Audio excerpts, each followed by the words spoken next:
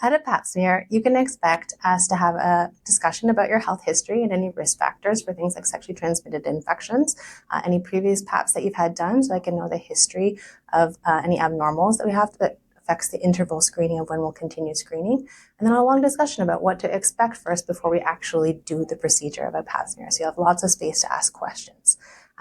What you can expect when we're actually doing the pap is we'll talk about the anatomy. So what we're going to be doing is looking at this space which here. This is the vagina. When we're doing an exam, I can't see what's happening up in the uterus.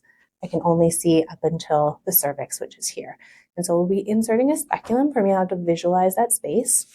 This is what a speculum looks like in case you have not seen one before. So they come in all different widths and sizes, just like the vagina.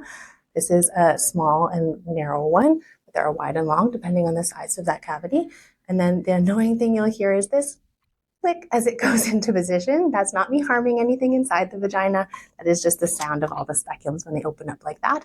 And as it opens up, it allows me to visualize the cervix. So it's going into the vagina like this, clicking into place, and then I'm looking at it head in like this. And so this is what a healthy cervix looks like. It should be pink and moist and free of any ulcers or sores or discharge. And this is what early stage cervical cancer looks like. So this is what I'll be screening for. You can see the blisters and redness, and it's very friable when we do the exam. That's what we're examining for on an exam. So it should be a little bit of pressure when the speculum goes inside, but should never be pain or should never be pinching. So always let your clinician know if you feel that.